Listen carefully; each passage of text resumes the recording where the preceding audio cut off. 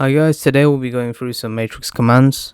Um, so we'll be looking at how to extract certain elements and how to extract rows, columns, and also some other commands that will come up at the end.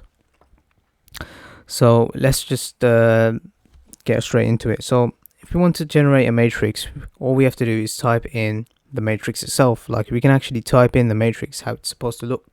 But instead of having a line here and a line here, we can just use a left square bracket right at the start of it, and then after we've entered our final element, we can have the right square bracket. So this is a 3x4, and we've separated each row by literally going onto another row. And this will generate a matrix in our output space, and this is our matrix here. However, this is a bit messy, and sometimes the rows and the columns and the rows sometimes are not aligned. So therefore, you might want to type it in a more efficient way, as in it'll take less space. So I'm just going to generate the same matrix in a different way, and so we're told here another way to type matrices is to use the semicolon to separate rows. So let's just do that here. So 25, 12, 8, 40, semicolon, 8, 20, 18, 12, semicolon, 4, 4, 22, 18. So for each row, there's a semicolon before it, okay? Or rather, to separate the rows, there's a semicolon. So if you run section here, it will generate exactly the same matrix, and that's taken one line instead of 3 lines. And this looks a lot nicer in my opinion, but it's down to preference really, and what you want to do with your code. So we're just going to suppress the B matrix, because we're going to actually just deal with our matrix A.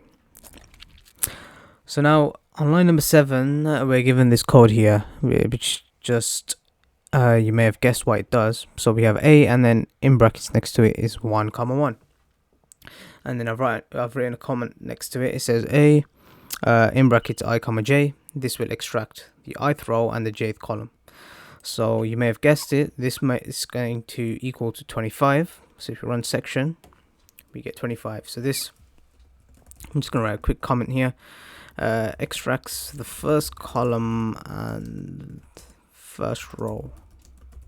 Extracts the element in first column, first row. Oh, sorry, first row, first column, rather. First row and then first column. So because it's ij, so it's the ith row and then the jth column. So first row, first column. So that's 25. Now similarly for this will extract the first row, extract the element in the first row, second column, which is 12. So if you run section, we get 12. This will be extracts the element in the third row, second column. So this will be, let's guess the element, so third row and then second column. This should be 4, and yep, it displays 4. Okay, now we have some different looking code. Now it says A bracket 1, 2, colon 4.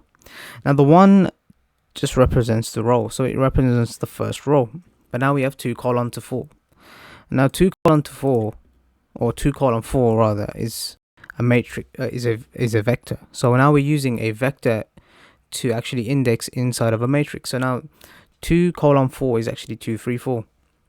Essentially what this is telling us, because it's in the place where we input our column, we want the columns 2, 3, and 4. So from the first row we want the columns 2, 3, and 4. So the elements in 2, 3, and 4. So if we run section here, we should get 12, 8, and 40. So first row, and then only the elements in the second, third, and fourth column. So extracts the elements from first row, second to fourth column only. Okay, and now let's move on to this one. Okay, so now we have some more different looking code. So now it says A 1 to 2, which just represents the first 2, so 1 and 2, and then we have in square brackets 1 and 3. So when you have something in square brackets, this is still a vector, right? We have a vector inside of our matrix, so this is just going to pick out the first and third column. And in the first our entry where the rows go, it's 1 to 2, so it's going to be the first and second row and first and third column. So let's have a look at that. So first and second row, so these two rows, but only in our first and third column. So it will generate 25, 8, 8, and 18. So extracts the elements from first and second row, but only in first and third column. So essentially what it's going to do is generate a 2 by 2. So if we run section here, we get 25, 8, 8, 10, 18. So first and second row, and then we have first and third columns. Okay, now we're going on to some other commands. So this may look familiar, a apostrophe. So this is simply just a transpose. So if we run section here, our output should be a 4 by 3, which it is, and it's flipped all the elements. So it's flipped the rows into the columns, or the columns into the rows. And now we have different looking code. So now we have a, and then in brackets we have a colon. So simply what this does is actually, I'll just run it and then try and explain it. So what this has done, it's listing out the elements column by column. So it goes down 1, 2, 3, 4, 5, 6, 7, 8, 9, 10, 11, 12. So that's how it's listed the elements. So 1, 2, 3, 4, 5. So our matrix A, so I'm just going to write A before it. Sorry, just give me a second. I'm just going to write A and then that, and then run this. So if I run this,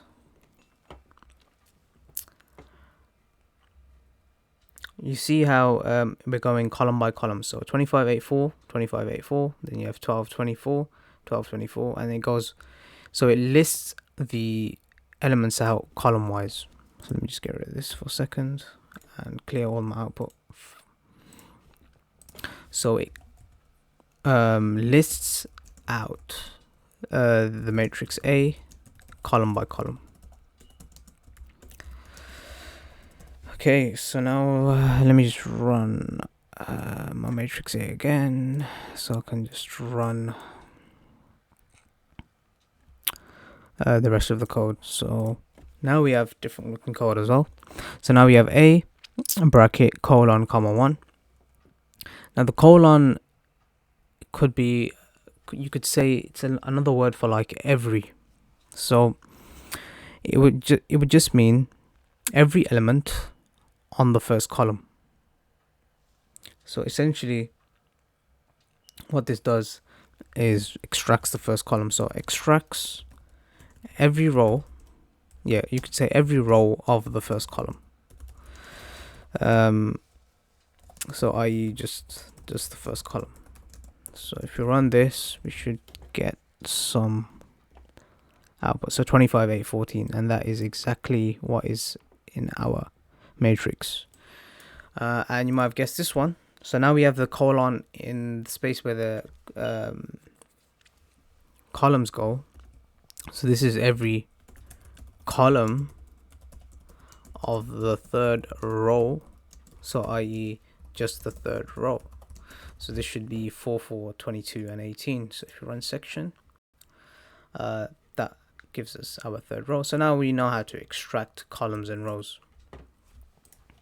Now if you watched the previous video on vector commands, you may have realized what this does. So max of a vector would have given the highest value in the vector. Let's see what it does for a matrix. So now this, if we run section, we get 25, 20, 22, and 40, and that's not the maximum value. In fact, what Matlab does is finds the maximum value in each column. works column by column. So 25 is the highest value in the first column, 20 is the highest value in the second column, and so on. So 22 and 40. However, what if you wanted to find the highest value in the matrix itself? All you would do is simply just apply the maximum function on it again, and this would find the maximum value in this vector, which happens to be 40. So let's see if we run section what it gives us. So this gives us 40. Now similar to that, we're going to use the sum function. So now the sum function will also find the sum of each column. So if you run this 37, 36, 48, and 70, this finds the sum of each column. Now that hasn't found the sum of the entire matrix. Now to do that, all you do is just apply the sum function to the sum function again. If we run section, that will find the sum of everything. So it will find the sum of this row, which will be 191 in this case. And finally, this very important function here finds out the size of the matrix, how many number of rows and columns there are. So if you just run this, it should give us 3 and 4. Yeah, so that works. Yeah, that's all for all the basic commands of a matrix and how to extract different types of elements. Thank you for watching.